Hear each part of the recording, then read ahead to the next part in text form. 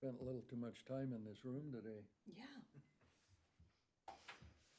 On the other hand, that's where you get stuff done, so. It's like it happens, once every 4 to 6 months. We have one of these marathon days where it's just like, yep, Yeah.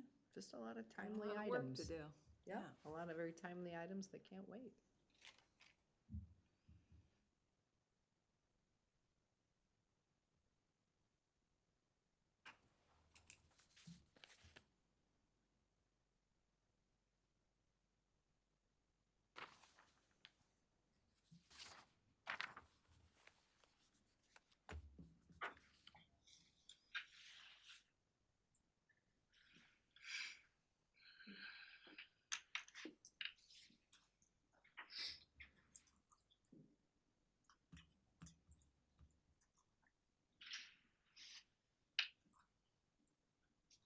Were we expecting Sarah back in person, or she was going to join us online? Do you She know? was going to try to join us online, so we Oh, might not okay. have her. Oh, okay. 'Cause I do see Jason Brandt is there. Deb, are we ready to go? Okay, well, it's 2:00. Welcome, everyone, to the weekly Board of Commissioners Board Briefing. It is Wednesday, May 1st, 2024. We'll open this meeting at 2 p.m. So we have a couple topics on our agenda today, or rather our topic list. And the first one at the top of the list is a discussion with Jason Brandt, who I see is online. Jason, if your camera works, and there you are. Go. Welcome. Thank you for visiting our meeting. Yeah, happy to do it. Thanks for making time for us. You're welcome. We're very glad to see you. And I don't know if you know all of us, so we'll just introduce ourselves. I'm Commissioner Mary Faith Bell. I have met you. Commissioner Scar, I've met you as well. I'm Doug Olson, the newest commissioner, and I don't think I've met you, but I've met a number of your predecessors and your lobby people. We were in the business for 23 years in Pacific City, so I'm pretty familiar with what you folks do. I've been over to your office. I think you're still in Wilsonville, aren't you? That's right. Yes. Yeah. Yeah, a few years ago, but yes, so welcome to our meeting. Thank you so much. Doug and his wife Patty own 2 hotels in Pacific City. Okay, great. And we also have Rachel Haggerty, our Chief of Staff, in the room, and Tillamook County Treasurer Sean Blanchard. Hello. So we're delighted to have this conversation with you. We wanted to invite you to just talk about a couple things. The first one is that we, as a board, have been considering what it would look like to raise TLT tax in Tillamook County. And I know that in a recent meeting with where you were there, and so was Sarah Absher, Nan Devlin, I believe, and me. We talked about that briefly, and you suggested that if we were going to pursue something like that, that we talk to your constituents, and we just wanted to have the conversation with you and the bigger board. What are your thoughts on this? How would you suggest that we socialize it with the people your organization serves? What are your concerns about it, if you have them? And if you don't mind, I'd just like to open the floor and let you talk about this for a minute if you want to. Yeah, sure. Well, thank you so much for the opportunity. First and foremost, this is a best practice. So I've always been impressed with Tillamook County and how they've approached conversations with the industry. I think Sarah's been excellent in looking for opportunities to, find common ground and then create win-win opportunities for both government needs as well as industry growth and sustainability. So yeah, I mean, as a best practice, what we'd be willing to do is reach out to our mutual stakeholders, folks that are in the lodging business, both short-term rentals as well as traditional hotel properties that collect and remit the local lodging taxes, and have a roundtable discussion about what the opportunities may look like to increase the investment that's made, to hopefully create a stronger return on investment for the industry.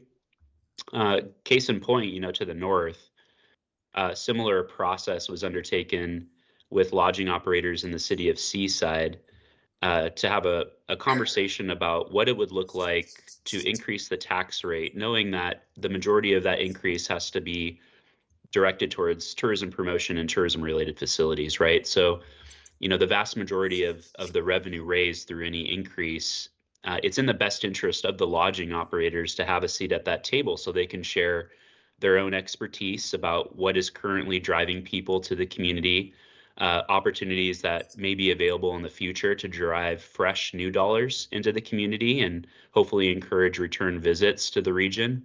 So, yeah, in Seaside, just to use that as an example, it's a great example of lodging operators agreeing to a lodging tax increase, and their specific interest was in expanding the Seaside Civic and Convention Center.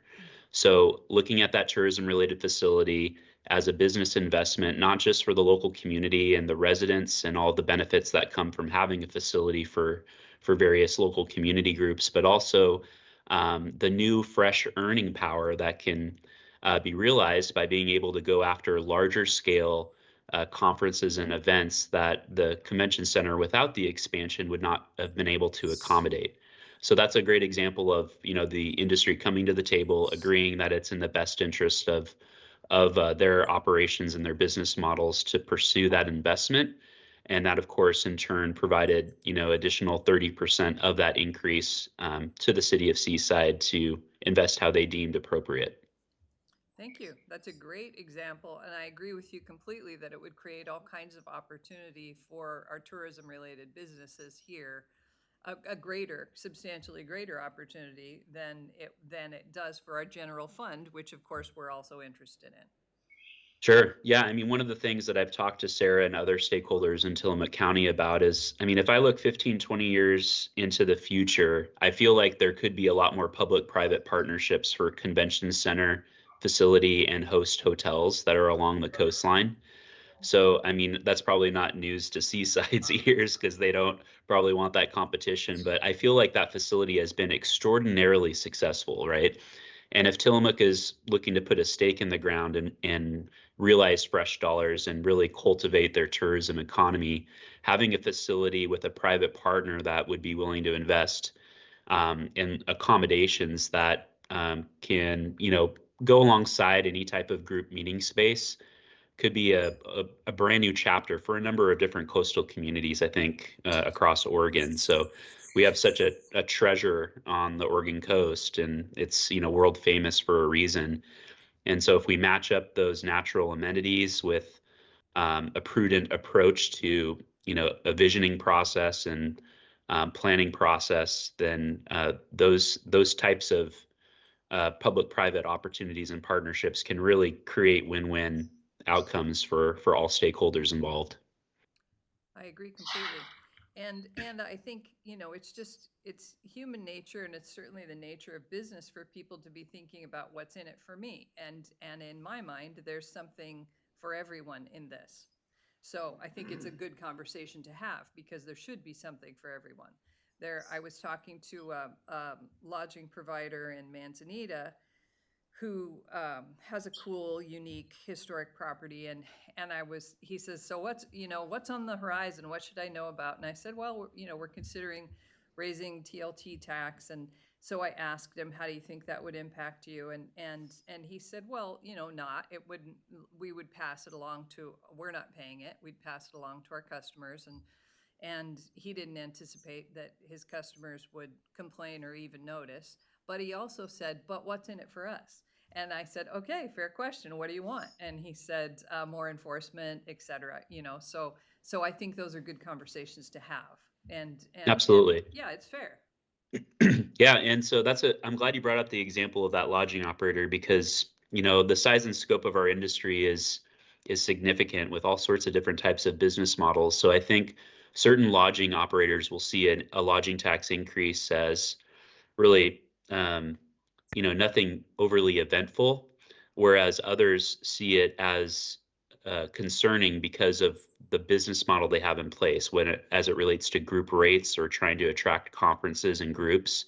So when you're dealing with meeting planners and professional associations at a national level, and you have DMOs that are trying to secure that business, they are directly competing with those lodging tax rates for that group business with other jurisdictions around the country.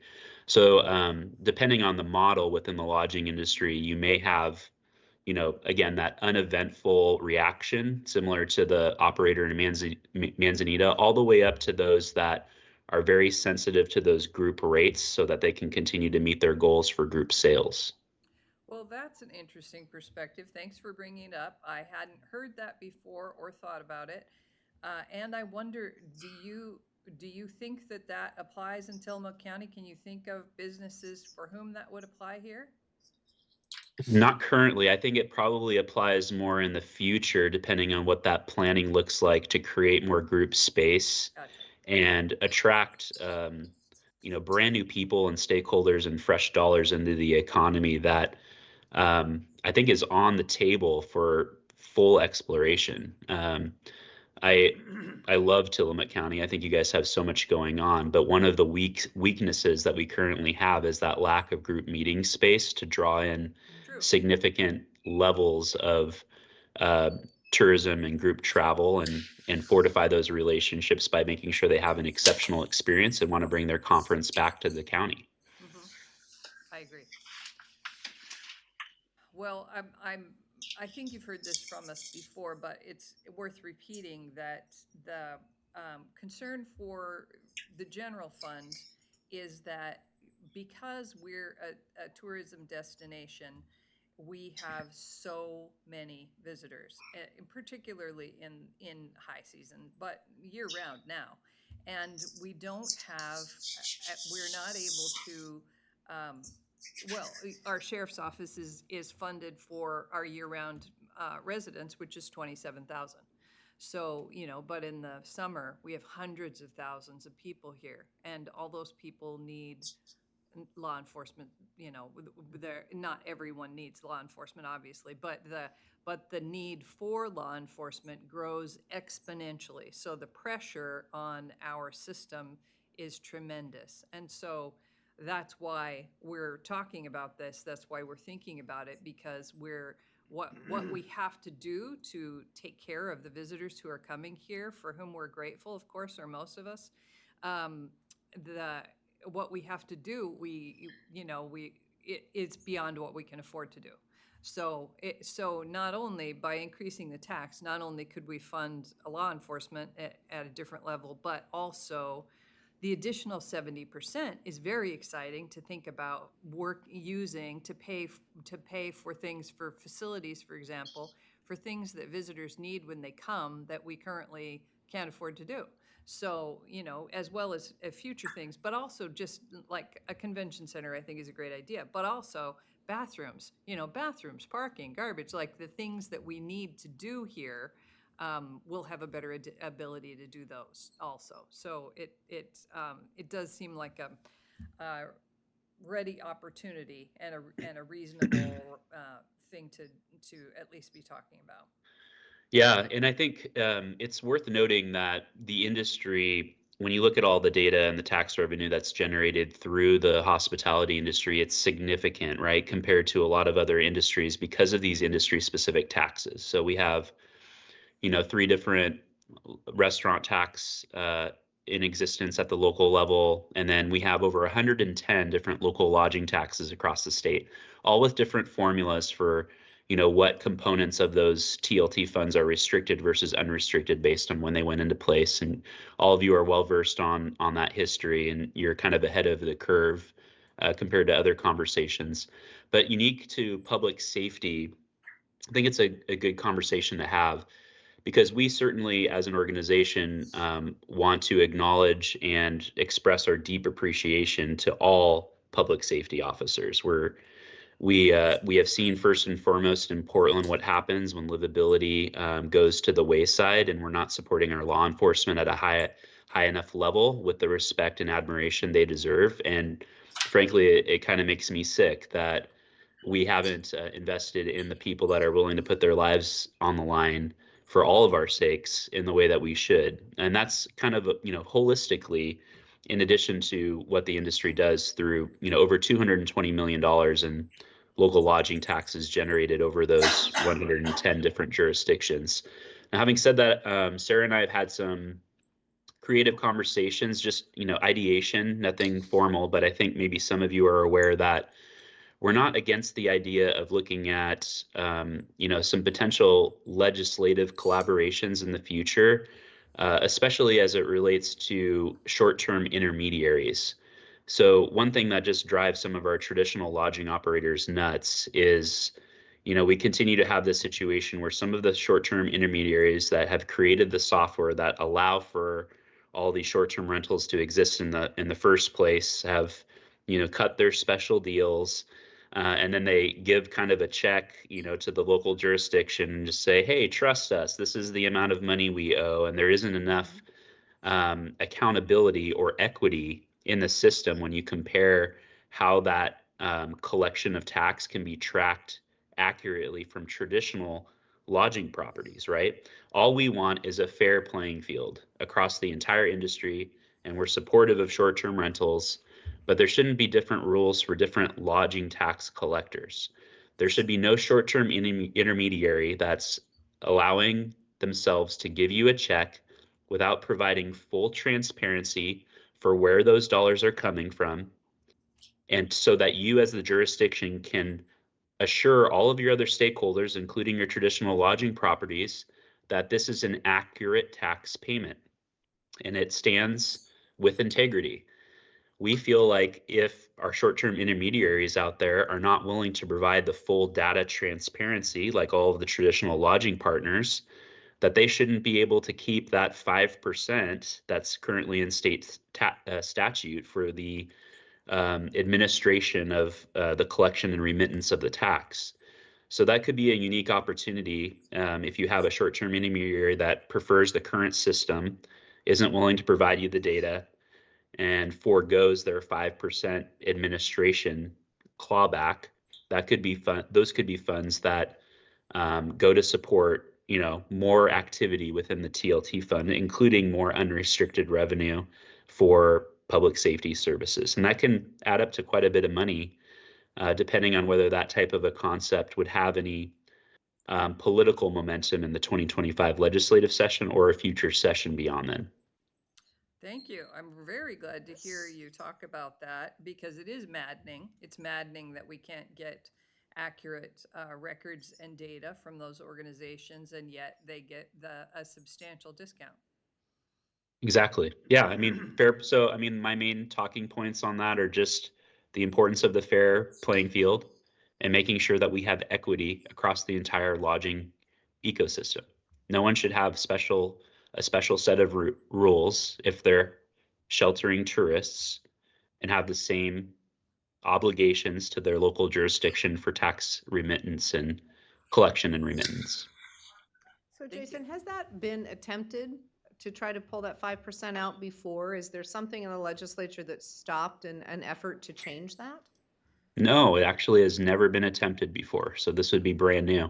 And that's a good point because sometimes it takes more than one legislative session to build the momentum, similar to visiting Capitol Hill. So we may have the best of intentions and have a great alliance and people are kind of unified within a specific stakeholder group to try to push legislation through the system. And, despite everyone's best efforts, maybe it doesn't happen, but the conversation continues across future sessions. So that's always something to keep in mind as well when it's never been attempted before. Sure. And so Airbnb is the one that I'm aware of that in our county gives us the greatest heartburn. So do they have legislators or lobbyists on the ground here that are working in the opposite direction, or would they, if that's the attempt that we're going to do? I mean, I'm looking at what's the strategy here. They certainly would, yes. Yeah. And so there would be active opposition. Yeah, and so if we're saying a fair playing field and equity across the sector, what are they saying? Why do they get a special deal, and how are they selling legislators on that, or would they? Well, you and I have the same questions. I would love to hear directly from them, maybe through a forum similar to this, where you have the opportunity to have a direct conversation with them about why it seems so difficult for them to provide data transparency to make sure lodging tax collections are accurate, similar to every other lodging provider in your county. Why is this so difficult? If you can't meet these baseline levels of responsibility, then why do you get to operate in our county? Mm-hmm. because everyone else follows these rules. So why are you special? We have yet to hear a compelling argument as to what, other than your typical, technological, what I consider kind of technological games. Our software system or our coding doesn't allow us to do this, or we have some technological barrier that prevents us from being able to provide the data transparency. So exactly where all these lodging taxes are coming from, from the specific host sites that have signed up to make their homes available for short-term rentals. I just don't buy any of those arguments. The technology is there, and I feel like short-term intermediaries have a responsibility to local communities for the sake of livability to do the right thing and provide full transparency and accuracy to their jurisdictional partners. So yeah, it's kind of a soft spot for me because we shouldn't have all these different agreements across the state for how they choose to operate. And they were strategic in going out ahead of time and having deals signed with local jurisdictions to start collecting the lodging taxes. And I think some of those deals included some anonymity for their hosts. And I don't know, you all might have a better feel for this through your relationships with others through Associated Oregon Counties or League of Oregon Cities, but I haven't gotten a recent kind of litmus test, I guess, of where all of the jurisdictions are on that. Corvallis does come to mind as a city that I think has had outsized success in getting more data transparency from their short-term intermediaries. So Corvallis might be worth a future conversation to find out how they did that and how successful has it been. Okay. Of course, if you are successful, you kind of win in a different way, whether if this legislation is passed or not, right? Because if it does pass and then they start providing full data transparency, you can probably do a lot with that data to continue furthering the tourism industry, but also staying true to resident sentiment and making sure that your constituents are, continue to be in the majority supportive of the tourism efforts being undertaken by leadership. But of course, if that happens and they are providing the full data transparency, it doesn't solve that public safety quagmire. Right. We're better off if they say no, but we get the 5%. It depends. It depends on your perspective, but yes, that could be the view of some. Okay, all right. Well, and I may follow up with you on that. I have conversation this Friday with both the senator and representative here from our county to talk about some other legislation that I want to bring forward for the session. And as long as I have them both in a room, we'll have this conversation to see if either one of them's willing to work with me. Because I think often the trick is you just need to get some legislative up and get some language up, because then everyone will come out and tell you what they're thinking. So it may be that, as you said, it will take multiple sessions, and to find out whether or not either one of them is willing to do some of this back work with me prior to session to see what other communities are finding success, but also to just get some language written to get it out there so we can start getting the Airbnb and VRBO and whoever else may have some heartburn starting to move around and know exactly what they're going to say. Absolutely. That's great. You're on the right time frame here, because this is, of course, the time to start doing your ideation for legislative concepts. So glad you're having that meeting coming up. So I have a few, a question or comment or two. Like I said, my wife and I were in the business for 23 years in South County, which is unincorporated. It was unincorporated then and unincorporated now. And so when we first bought our first business, and I think that was 93, been quite a while, 30 years ago, 40 plus, there was no room tax except for the state. And so people, when they would come through, were reasonably surprised because they expected to pay X percent like they did almost everywhere else when you travel around the countryside. So when it went in, and it went in 10 years ago this year, went in 2014 when the voters approved it. So we applied it like others and calculated and kept our 5%, which wasn't a whole lot, but I think it covered our costs at the time. So the issue now is as Commissioner Bell stated, right, today if you took a census in Tillamook County, you'd have 25 or 26, or maybe a few people are still hanging out in Arizona, but say you had 26,000 people here. might be closer to 22,000 in February, depending who's out of the country. But if you came down here on, after school is out in July, August, and a good part of September, you'd find 127,000 people, you know, changing in and out, some here for a day, some here for several days. And as like was pointed out, that's a significant burden. And the 30% has been used by the county, and it's now the second largest funder for our roads department. And it's also significant in some other areas as well. And then the 30% being discretionary has gone to a good number of organizations, including the chamber in South Tillamook County, which gets like 25,000 a year, and we've been able to keep things going, and then also have in the process now of opening a visitor center and some of those things, and actually have a part-time staff person that's shared with our little community center. But any event, so I guess my question is, we've been at 10% from day one. And is there a number in your mind, knowing what you know about Tillamook County and the Oregon coast in particular, is there a number where people begin to push back or say, well, you know, that's too much? Or is it even much of an issue? I can tell you, for being in the business, as I said, for 23 years, I can't remember an instance where somebody complained about the room tax. They simply wanted to get registered and get out and go to the beach or whatever it is they were going to do. But somewhere there's a point that it begins to become an issue, maybe. So what can you say in that regard? Yeah, great observations. I appreciate your comments, and thanks for so much investment in the industry. Very admirable. That's why I'm passionate about what I do, people like you.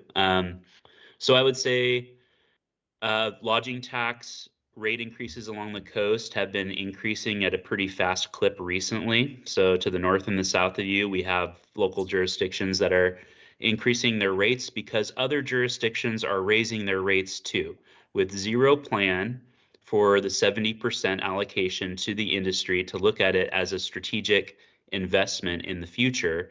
And instead it's approached with, frankly, I think too much of a myopic view. How can we get our hands on that 30% for the other priorities we have? And it almost feels like the industry is overlooked or discounted for the majority of the funds based on state law for how they have to be spent. So there's a few different questions you had in there, but in terms of tax rate, everyone pretty much on the coast is close to the 10% mark. There's some exceptions down further in Yachats that I don't think are quite there yet, but you're looking at high single digits or 10% to 12% as kind of a ballpark for where people are at. But this notion that we should just almost automatically start increasing our tax rate to get our hands on the 30% without doing our fiduciary responsibility for this being an industry tax in a state without a sales tax, to make sure that the majority of the funds are strategically invested in a way that creates more revenue, right? So both buckets increase if we make the right strategic investments. There's more 70%, there's more 30%, everyone can win. So yeah, I mean, I think again, just this conversation started because of a interest on the part of your leadership to engage local lodging operators to better understand what would constitute an effective return on investment if we were to increase the revenues available for tourism promotion and tourism related facilities in accordance with state law, while also having a little more flexibility with the 30% for other things like public safety or additional investments in roads. The other part of your question was relating to the influx of people. And I guess I'll just mention this because sometimes this is overlooked. There's probably 200 tourism improvement districts across the country. So these are agreements by local lodging operators to create a separate fund that can be overseen and managed by the Tillamook County Commissioners or a city jurisdiction. And it's a self-assessment of the lodging operators, not a tax. So there's a couple examples of this in Oregon, but again, as I mentioned, there's 200 of them across the country. Portland has one. They have a tourism improvement district. So everyone that's self-assessing, all the lodging operators self-assess, and then they oversee all of that money, and then they can make determinations about how that money is best spent without the same state restrictions, overseeing the 70-30 split. The tourism improvement districts, because of that self-assessment, can be opened and closed at any time because the lodging operators are voluntarily deciding that they're going to add this self-assessment to their receipts to prioritize the issues that are important to them, and I'm sure the broader community. And so they can be used for multiple different purposes. Salem is the other example. Salem has a tourism promotion area. It's a 1.5% allocation. It's actually going to be up for renewal, I believe, for another 5 years, starting in 2025. They're kind of approaching a point in time where the lodging operators are going to have to get together and decide how they feel that 1.5% has, what's that done for them, right? What has that self-assessment created in the way of additional opportunity or assistance in dealing with the impacts that tourism have at different times of the year on the local economy. So that'll be interesting to see how that unfolds after their last 5 years, heading into 2025, and potential renewal of that 1.5% self-assessment. So I think that's a unique tool that frankly is still underutilized in Oregon compared to other parts in the nation. And it creates a lot of flexibility for local government jurisdictions to work with the lodging operators that are self-assessing themselves to determine what priorities need to be tackled. Whether that's like a seasonal approach to making sure that all the day trippers, but also overnight guests in hotels are fully taken care of when it comes to public safety and public resources to accommodate for their visits. So yeah, there's a lot of opportunity for future conversation there. But as you all know, in Tillamook County, you're not alone. In Oregon, we have peak season across the state during the summer months. It tends to be more intense along the coast than I would say in other regions of the state, which makes sense because of the ocean and the beauty of the coast. But yeah, it's an ongoing challenge, and our goal is to create more consistency in the industry. We want more year-round employment. When you look at the Oregon employment stats for our industry, which is the second largest private sector employer, 210,000 Oregonians. We employ 11% of everyone working right now. We want to employ those people year-round. We don't want to go to the Oregon Employment Department and see this massive dip in employment during the winter and then a hiring frenzy in the shoulder season leading into the summer. I think more consistency and continuity in year-round employment to some extent assists with these issues, right? Because then you have more people contributing to our public needs through taxes and employment opportunities. So there's opportunity for us in that space as well. Thank you. I am interested in the Tourism Improvement District. We've talked about it just briefly and once, I think, and we could think of examples in cities. We hadn't heard of examples in counties yet. Have you, are there other county models we could look at? I'm sure some of those 200 around the country are county jurisdictions, but your best resource for that would be a company called Civitas. Civitas is based in Sacramento, California, and probably someone on the staff could do a quick Google search and track someone down. But my guess is Civitas will have a pretty good master list of all the different tourism improvement districts across the country, and probably has that information as well, whether they're all city TIDs or there's a handful of counties, what that breakdown looks like. But I'd be pretty surprised if there is elsewhere in the nation. Okay. Thank you. Yeah, sure. So how do you suggest that we proceed from here? Can we partner with you in having meetings with local lodging providers, or what's your suggestion?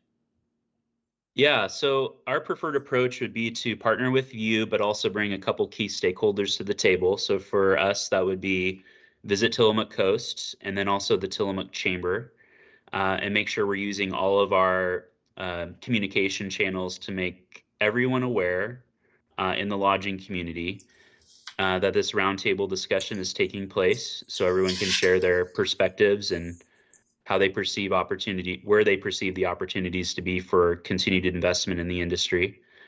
And then, you can bring your questions on other fronts outside of their, very much laser-like focus on industry issues, but things that, of course, we contribute to, right, when it comes to the tourism impacts on communities. So yeah, I mean, we're happy to partner on that. We just need to kind of define what the time frame looks like, and I would personally be more than happy to come out and do that in person as a part of a roundtable discussion. Whenever I have an excuse to get to the coast, I'll take it. So, Wonderful. yeah, we would probably have our director of government affairs there as well, Greg Astley, and probably one of our regional representatives that has the kind of ongoing relationship with some of the local operators in the county.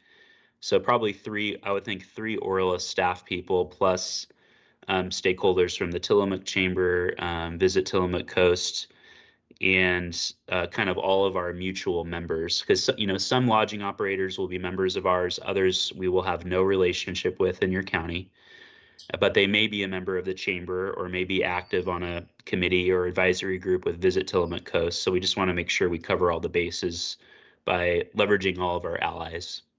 Great. That sounds wonderful. Do you know how many other jurisdictions are required to take this to a vote, or can they impose it by some ordinance or action within a city or a county, just off your top of your head in Oregon?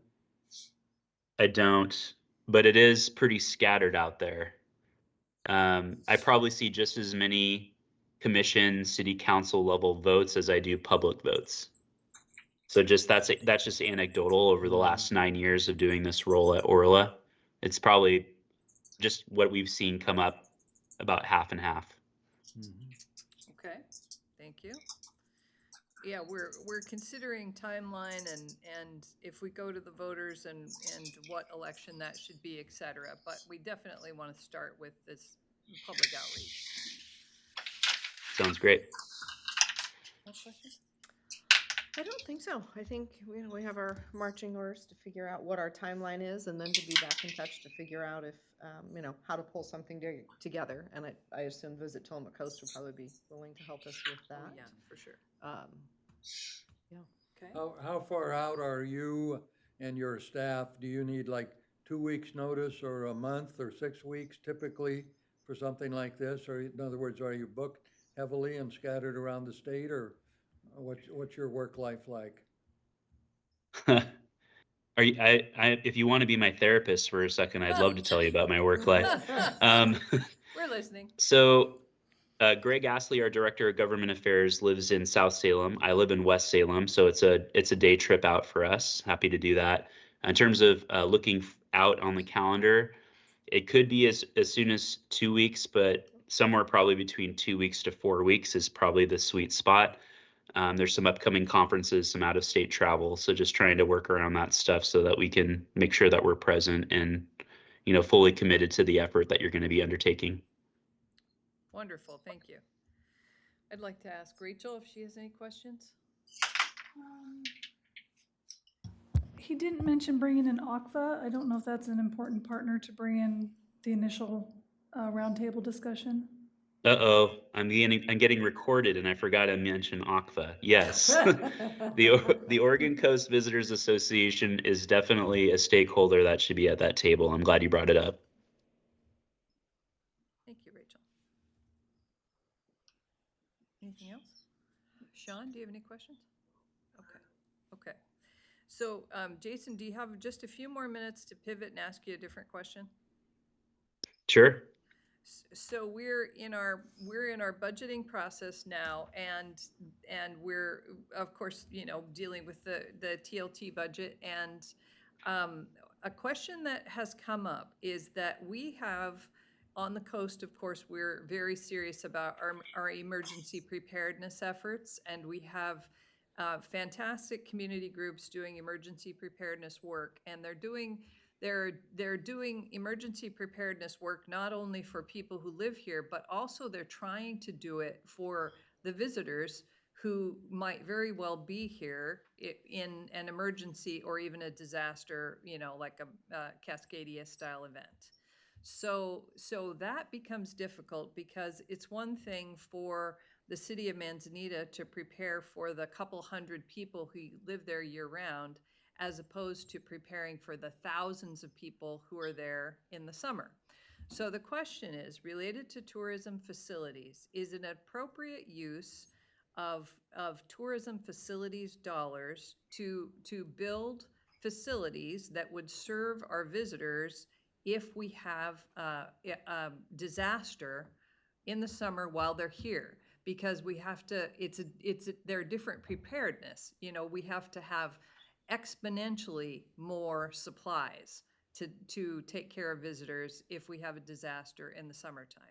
So in my mind, we're just guessing here. In my mind, that constitutes a tourism facility if we're specifically building it for tourists.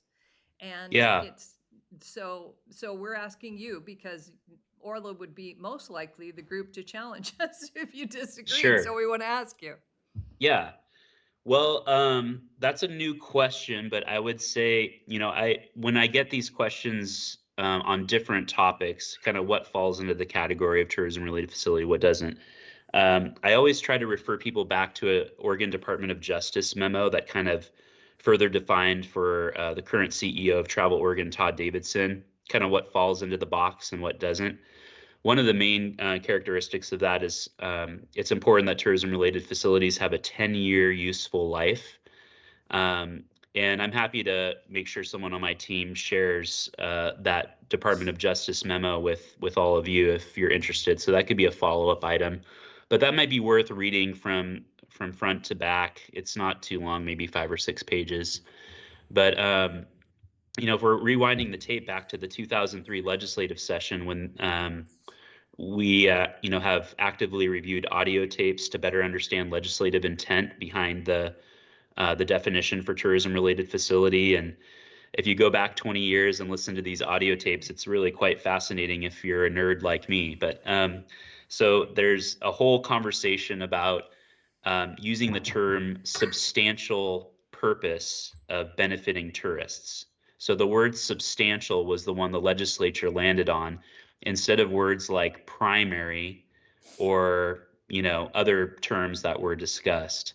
So they landed on substantial, and it was intentional because they wanted to provide a certain level of flexibility to local governments while still acknowledging that whatever the investment is, it's not the majority or the primary, but the local government would need to make the case that the facility, if it's emergency management facilities or whatever they may be, would have a substantial impact of benefiting tourists. And if you feel like your project would pass that smell test, then I don't think, especially when it comes to the Cascadia subduction zone and the nerves that people have when they think about that when they're visiting the coast. I mean, if you had one of the most well thought out plans and you showcase the fact that you are one of the most prepared counties of all counties along the coast in the event that this were to happen on a tourist visit, you could actually utilize that information for a certain subset of travelers that would probably prefer to come to your county versus other counties. So I totally agree. I think it would be up to the local jurisdiction to make the argument for how it substantially benefits tourism. But I think that memo is a good place to start, just to review it. And then, just ask yourself, okay, based on the legislative intent and the 2003 lodging tax reforms, does this make the cut? And that's something we could have further conversations about as well. Thank you. That's very helpful. Yes, that's very helpful. I don't think I've seen that memo. Do you have it, Rachel?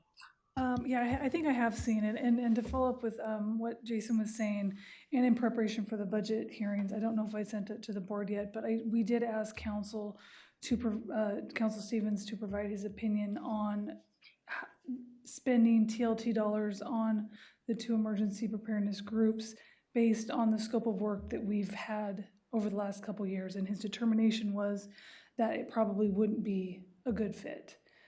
He did suggest, interestingly, that it would be good to get Orla's opinion, but I think it goes back to what he was just saying is, and we've had similar discussions about this when we're looking at funding roads, not out of the 30%, but as a TLT facility, is the road going primarily or substantially, is it really for the purpose of a tourism-related facility?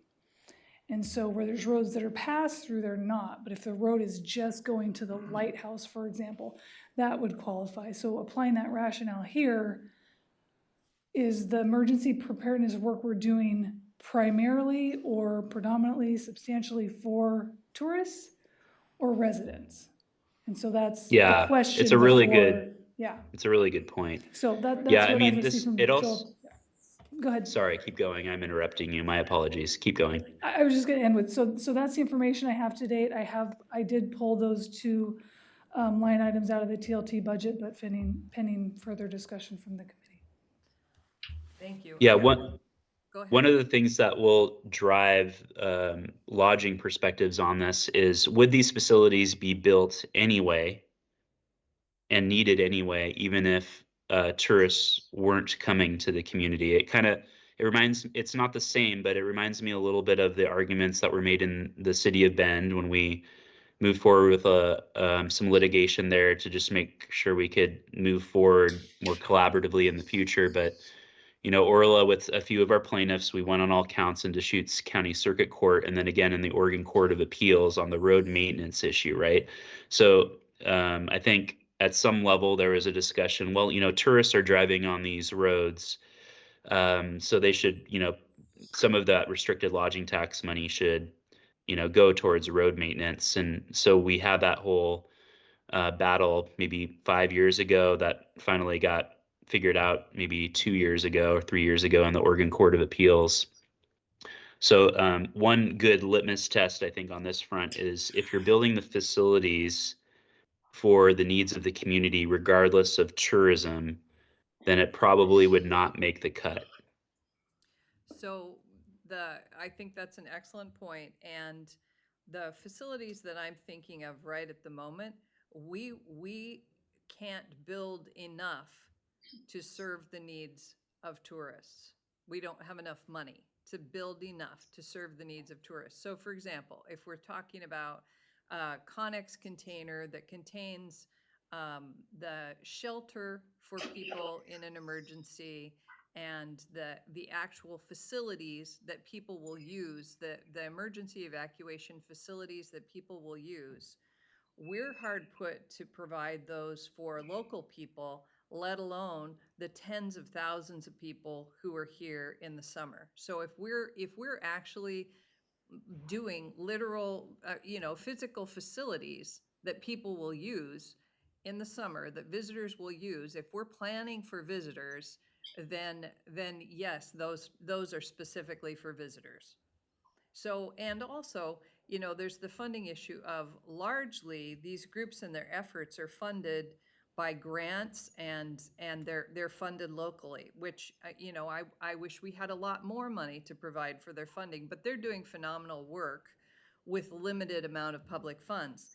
But to ask people to contribute or invest in what their neighbors are going to need, or their families are going to need, or their own community is going to need, is one thing. But to ask them to invest in what all the visitors are going to need is not realistic at all. So they're actual visitor facilities.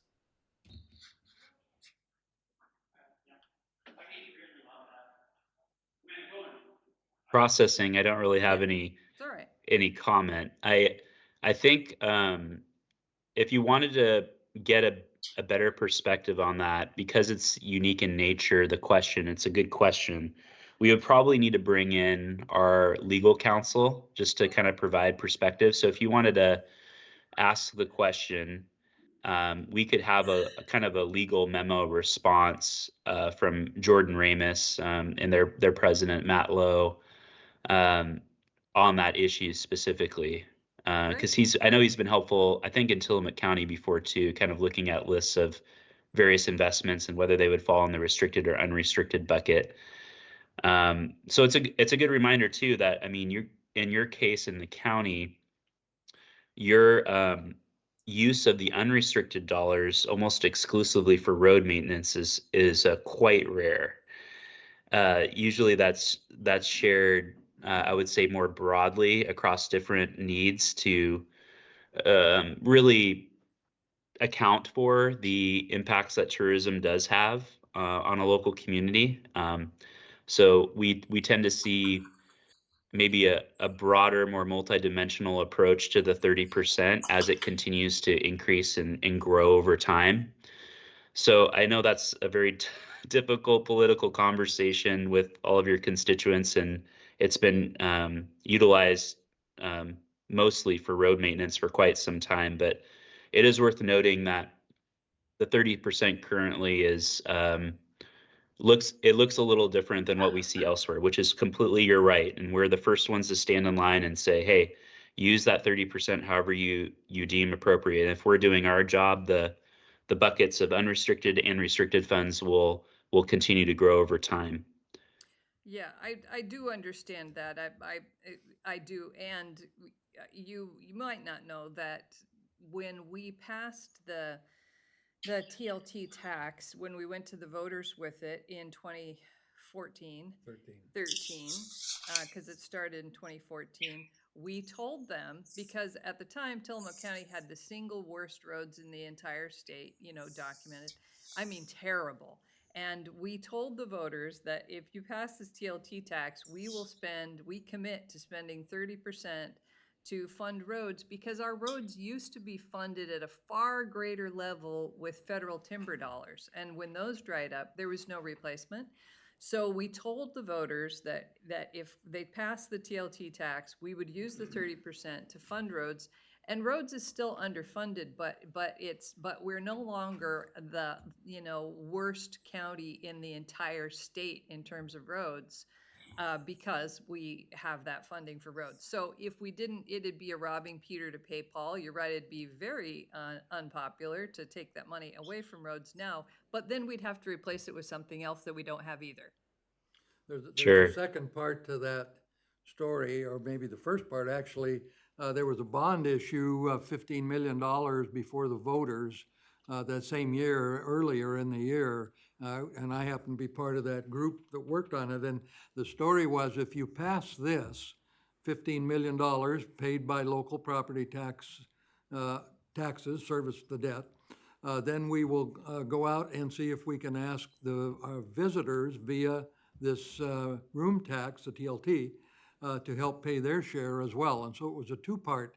And the commission at the time, none of the three of us was on the commission, but they made a commitment that if you pass this, it will go to the roads, which it did. And Yeah, so they've and I kept their think word that's all these years, including my two associates here have kept that in previous budgets, and that's the second part of that story, and that's important because the story was the visitors. We'd ask the visitors to pay their part of the road improvement.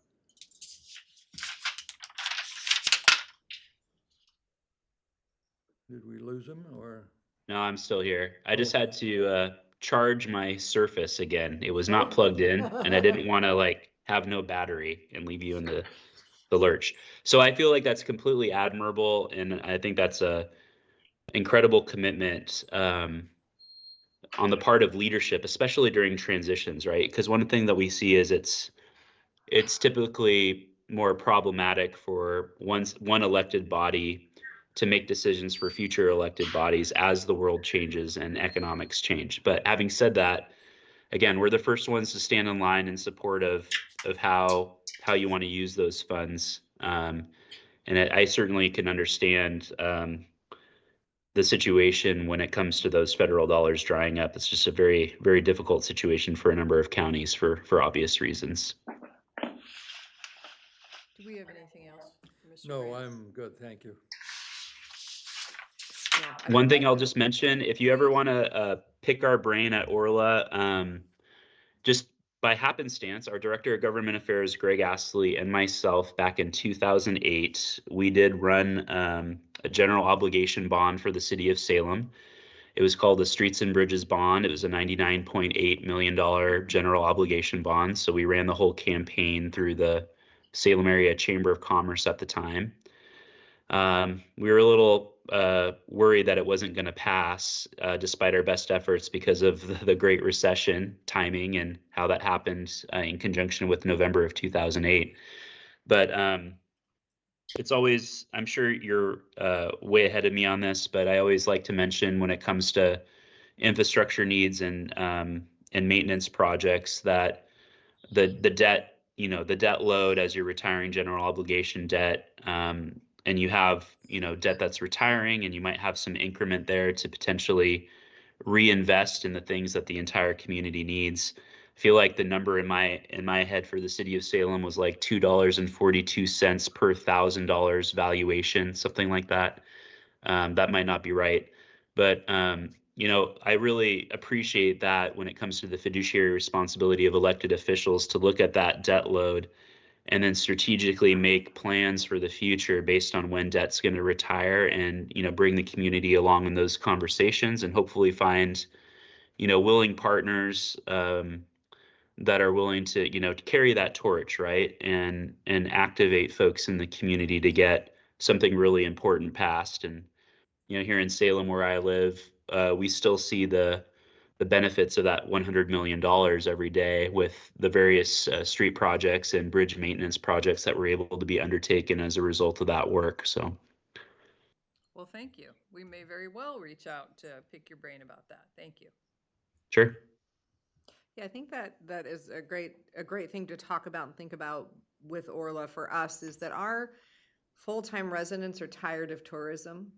We hear a lot from folks. And so how do we work together in a way that the value of it can be seen and felt for our full-time residents as well, so that as we look at potentially an increase to the transient lodging tax, we're looking at being in conversation with our stakeholders to talk about strategic investments that will support our tourism industry and help our tourism providers grow, and balancing that conversation, right, for the folks who are like, please don't let one more tourist in here. Can we please put a gate on Highway 6 and stop the flow?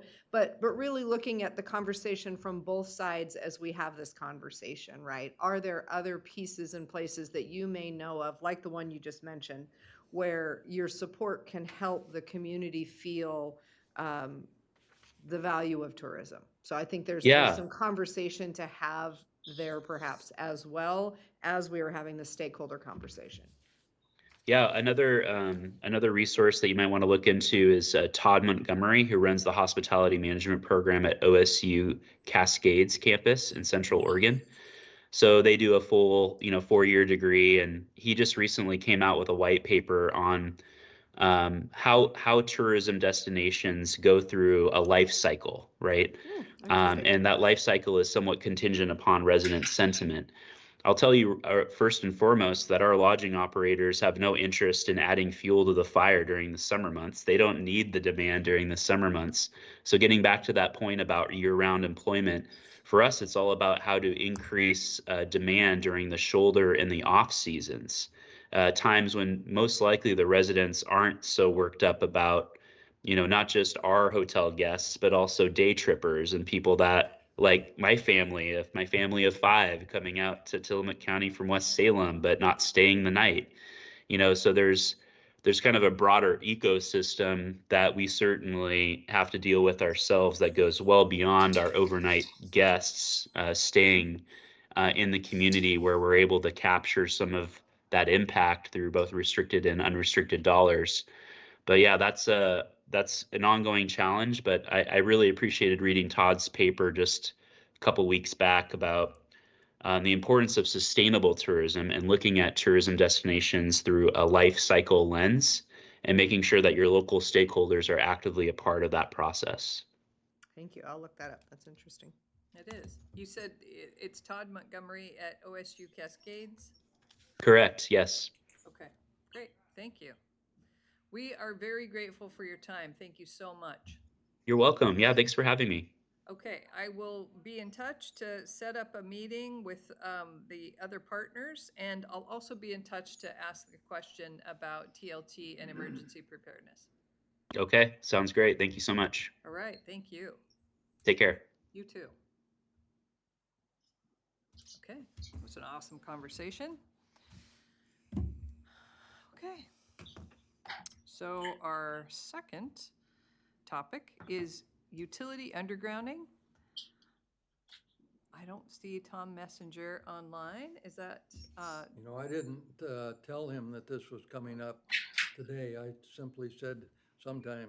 Oh. So, but I can take 3 or 4 minutes and sure, talk about it if you sure, like. yeah. So I think most of you, excuse me, remember Tom Messenger, who lives in Pacific City, been there quite some time. A really bright guy. He's a retired state data processing type guy, I think. But he and I have had conversations over the last at least 10 years on how to underground principally electric utilities. And many utilities now are underground, and of course, water, sewer, and some of them have been underground for years. That's the way they're delivered. Not so much electric power, although a lot of new subdivisions are. And over this period of time, there's been several major fires, including the one, I think it was 2000 in Oregon, that burned down the Santiam Canyon, the Southern Oregon, was a Talent, I think was a town, and then the one in Otis, which is all part of the same period there, about a 6-week period. And then, of course, down in California, the entire town of Paradise burned down, and I happen to have some in-laws in there. And they came back, after they got out of town, they came back to see a concrete foundation where their house was. So his point is very, very strong, and he's invested in that particular cause. And I've arranged meetings with PUD engineers and engineers from elsewhere.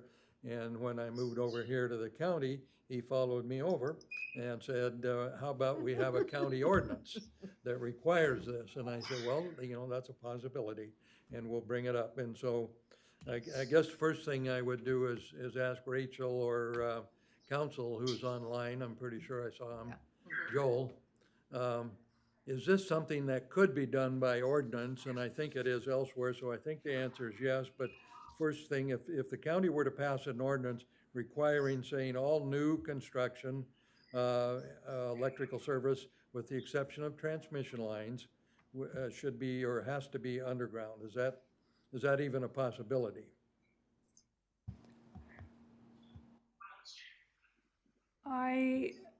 I would want to know first more about the legislation that's been passed, because I thought there were current laws governing that. I think there are a state that has to do with newer construction. Beyond that, I'm not entirely sure. Yeah. And then I think it would warrant a lot more discussion, even if we could do it with our local utilities who are doing it, whether we want to mandate that they have to. So, Joel, but I don't even know if we could. I mean, this might be where we can't prescribe what cities do. We might not be able to prescribe what a special district does. Go ahead, Yeah, Joel. thank you. Thank you, Commissioner. Thank you, Ms. Haggerty. I would have a lot of the same questions. I think we'd have to look into this a lot more.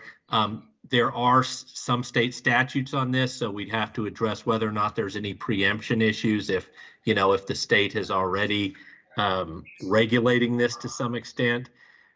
Off the top of my head, I'm not aware of other counties doing this. There may be some cities that have done some additional regulations, but that's all stuff I need to look into.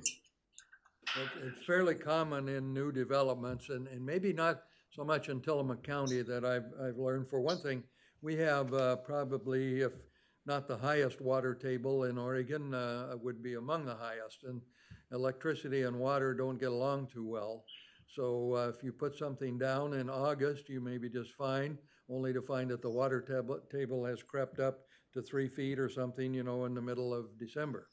So those are considerations, and I can tell you with some certainty, PUD has talked about that and looked at that for years, and they're doing what is fiscally prudent and can be done, and what is legally required. So, and I've explained all that to Mr. Messenger. He and I have met with the PUD officials on several occasions, and he's been told that, but I admire his stick-to-itiveness or tenacity. He simply won't let go. He's like a little dog grabs your pant leg and you can't get rid of him. Not that we want to get rid of him. I consider him a friend, and I admire people who take on a cause and they don't give up, because that's in many cases how things get done in America. But so I just said, if there's a way that we can talk about this, and if it's something we put on a long-range plan or leave it like it is, or find out what's being done elsewhere. So that's my conversation on that subject today, and I guess I would ask my fellow commissioners then, do you want to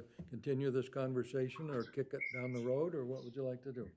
Well, what I am interested in the topic, certainly, and I would like to have the conversation with PD.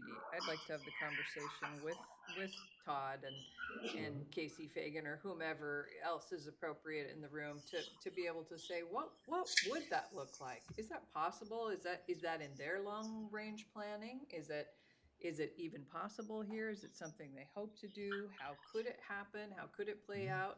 If they had to start it immediately, would our, power bill go up 10 times? Or, how, like, what's the real application, and what's their long-term plan? Yeah, so I'd like to have the conversation. I'd like to have it with them. Well, we could certainly invite them over. I'm sure they'd come over, and, sometime in the next few weeks or whatever works for everybody. And they will tell you something that I've probably heard more than once. But to put it on the record here, that would be a good idea. And you may have questions that none of us has thought of. It's commonly done, and elsewhere. It's not unusual. But as I said, there's certain obstacles here, and not the least of which is this water table. And that may be different than it would be, say, over in Eastern Oregon or Boise, Idaho, or somewhere like that. So, but the experts could come over and they'd do exactly as you suggested. We could have a 15, 20-minute discussion, and we'd all know more than we did when we started. Sure, no, that sounds fine. And Okay. just make sure Tom knows we're gonna have the conversation and can join us. Would you like me to set that up? Oh, sure, that'd be Okay, great. I Thank will you. do that. Okay, Okay, thank you. you're welcome.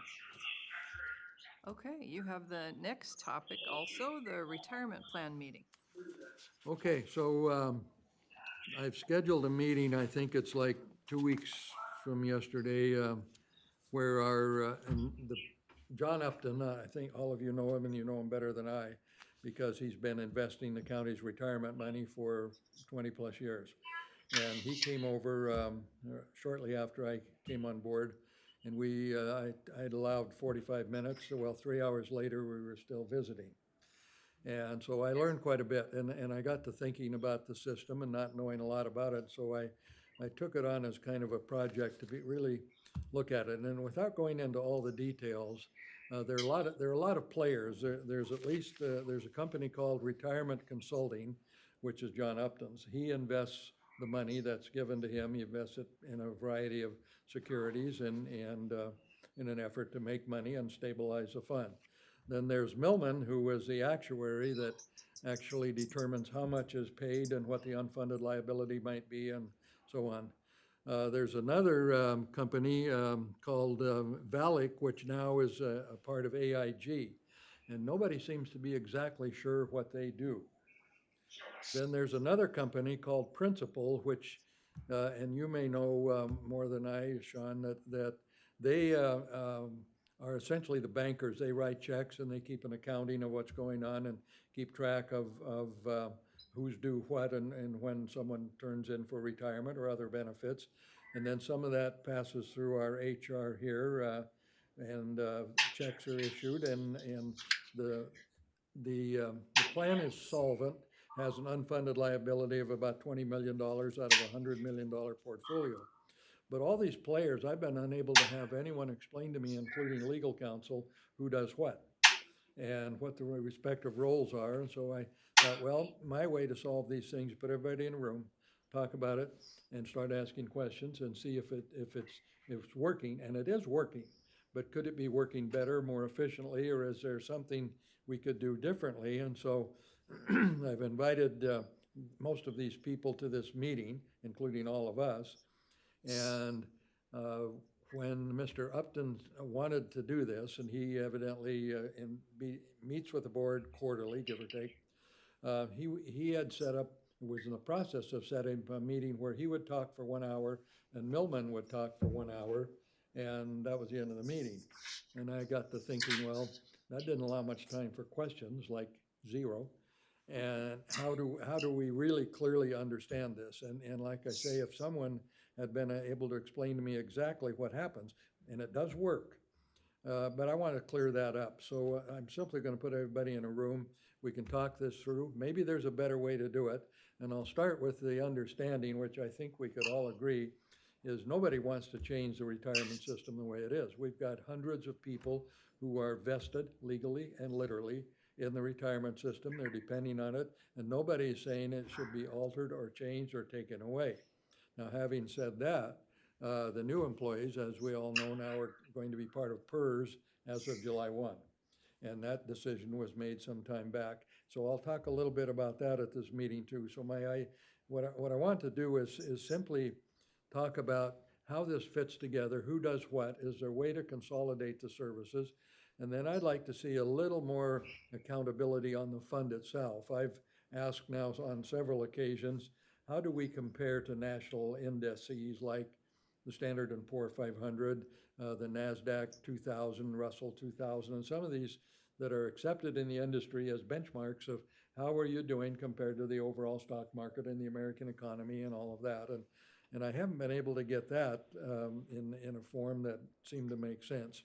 I also would like to ask Milliman about the unfunded liability and what the implications are as people migrate over to PERS, as our new hires come on.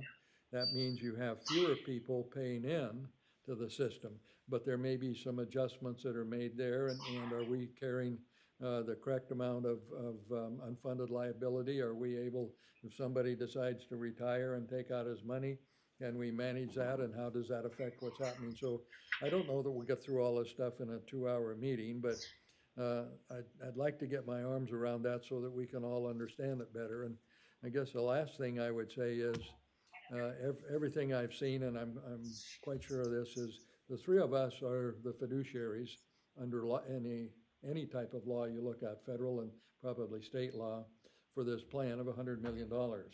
And I'm a little bit uncomfortable saying, well, you're responsible for $100 million of other people's money without thoroughly understanding the system. So that's where I'm coming from on this, is a fairly frank conversation with the people, and what could we do better? What could we do differently? Do we have enough accountability back to us? And then look at maybe some of the particulars of how the money is paid and the timing of it, and is it paid in monthly, or things that probably Sean could answer. So that's what I've set up for 2 weeks out. Great, thank you. Did you just want to let us know, or did you have is there anything you wanted to talk about here? Not really on this. I've had a number of questions about when the money is advanced against a position, but I don't think this is probably the right forum. I need to know a little bit more. And for example, I just learned in the last week or two, the Principal, a company named Principal, is part of this. And I haven't talked to Sean about that when we've had conversations about other things, but I've talked with both our legal counsel, and neither one could answer all my questions. And so I'm thinking if our treasurer wasn't entirely clear, and maybe she is, maybe I didn't ask the right questions, and our counsel is not entirely clear, then I'm sure not clear, and I want to know. Okay. No, I am pleased you're doing this project, Doug. This is the second phase of the project that I had hoped to get to when we started the conversation about the unfunded liability and whether going to PERS was a good option for the county or not a good option for the county. And the second piece was to look and say, is having 4 different players the best thing for us, because you have to call all four of them to figure out what it is that you need. So I'm delighted that we're gonna have the conversation, and I'm hopeful that we can move forward in creating a more cohesive and understandable interface between our pension program and our commissioners. Well, you're all invited. I think it's a noticed meeting and I think it will be completely civil. I'm not interested in accusing anybody of anything because the system is solvent, the checks are clearing the bank. I just want to understand how all these parts and moving pieces come Fit together. Sure. Very good. Okay, thank you. Okay, thank you. The next thing is the strategic plan messaging with employee survey.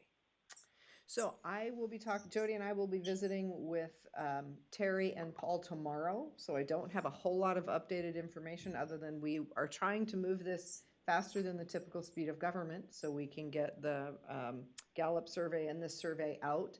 It's looking like that will probably be the third week of May, just based on the Gallup timeline and our ability to make sure that we have enough lead time to communicate to our staff that, hey, this is coming, et cetera. So we'll know more about that after I talk with them tomorrow. I guess the question was, we had a couple different things that came up in our meeting with Terry, a recorded message that staff would watch. Any thoughts that you all have that you want me to share with Terry tomorrow as we put together messaging for this? Just kind of wanted to have a bit of a conversation to see what your all thoughts are and how empowered are we to go forward and make this happen for Jody and I? How much review do you feel like you need to have as the Board of Commissioners before communications are going out? Kind of help me understand where everybody's sitting. No, I don't have any comments on that. Let's keep it moving. Yeah, I think I think it'll be interesting to see what PSU wants to ask in the survey. Mhm. Because it was clear enough in the leadership meeting earlier this week that's not set yet.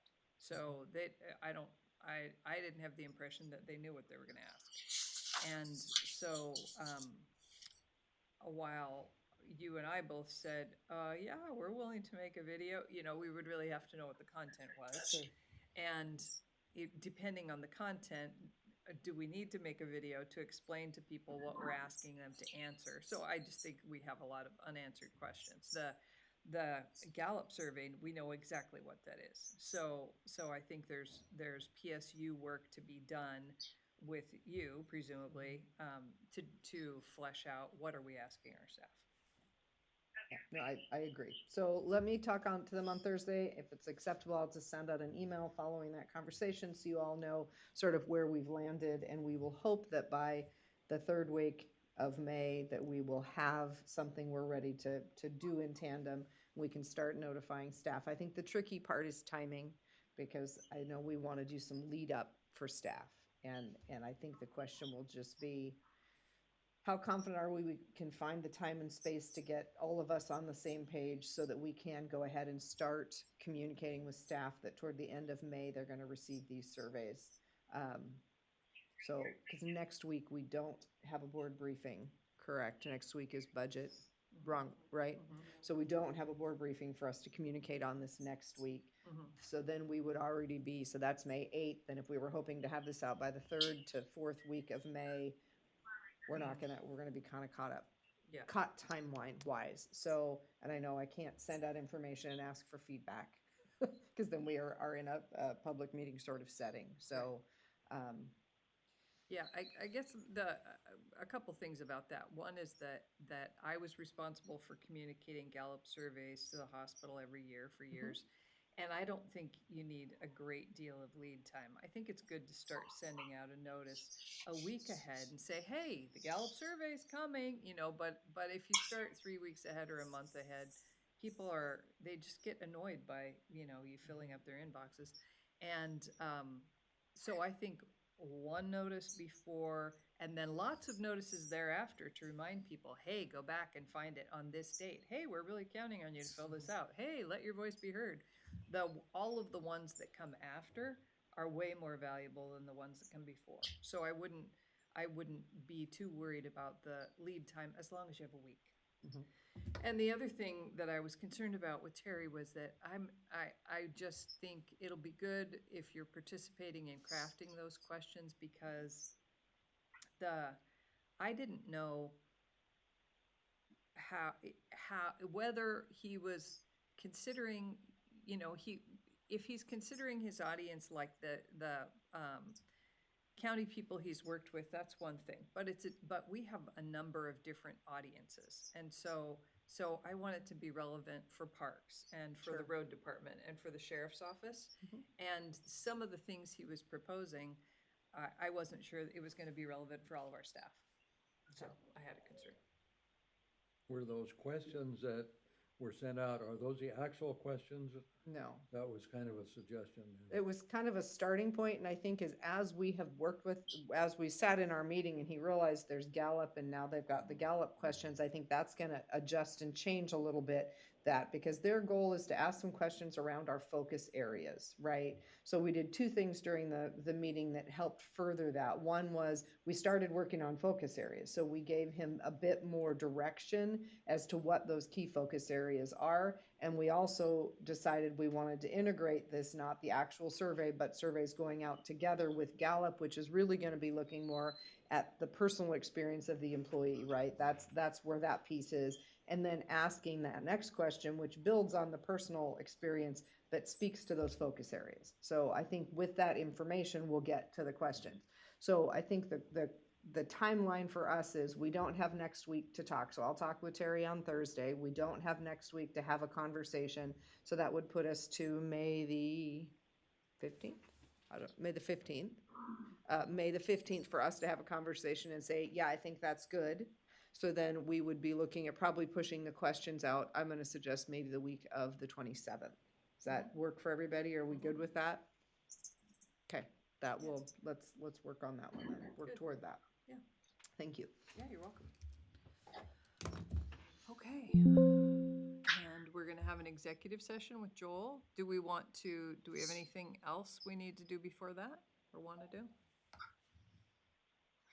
Commissioners, do you have any other topics you want to talk about before we go into Well, executive session? I can do one, thank you. I have set up a utility meeting for next Tuesday at 2 o'clock. Invited all the water and wastewater utilities in the county, including the cities, and a good number of them have responded. So we're gonna have a meeting with 30 or 40 people here at the library, and they've opened the doors, and I understand that I was over there not too long ago. They have a whiteboard and some things we can use, I think, so. My plan is simply to identify the various issues, and then we'll start maybe talking about some solutions and a way forward, or, next steps, so that we can bring some of these to the surface and figure out what they are. I've got one or two people coming over from special districts, and Jason Green, who happens to live in Tillamook County, but he's the head of the Oregon Association of Water Utilities.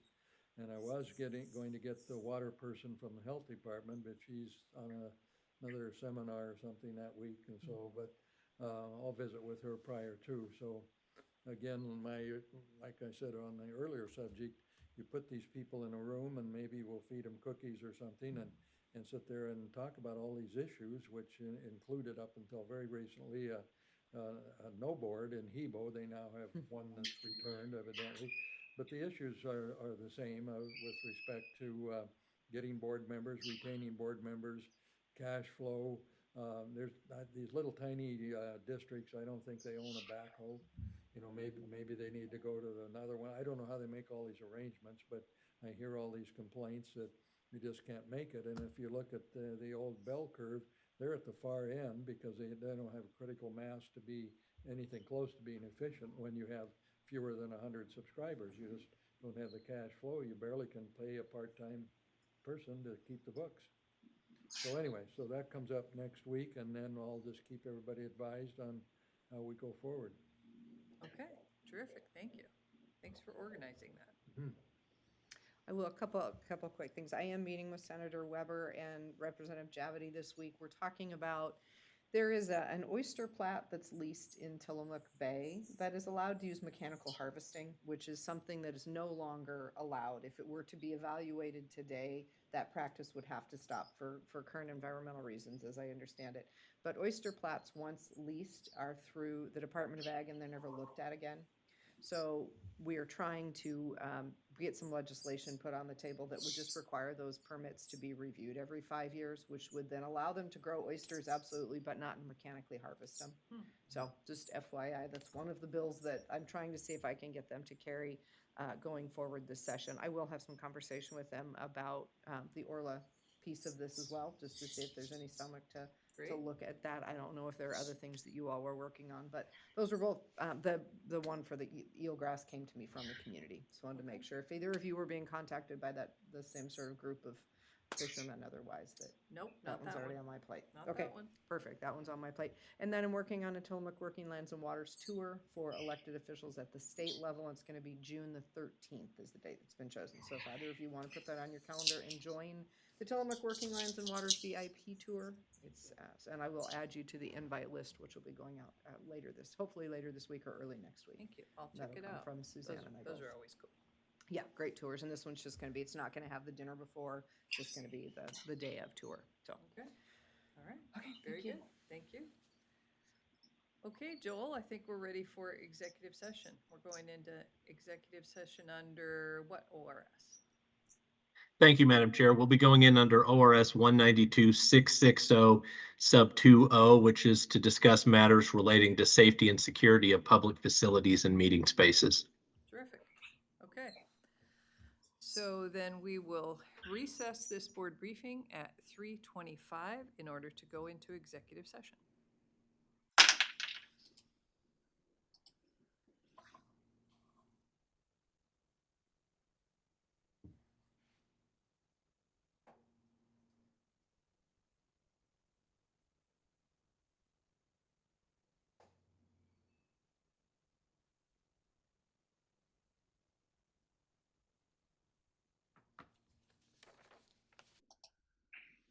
Ran across the street for lunch in between meetings and there was a table full of Japanese tourists or businessmen. I couldn't tell, but they were speaking Japanese.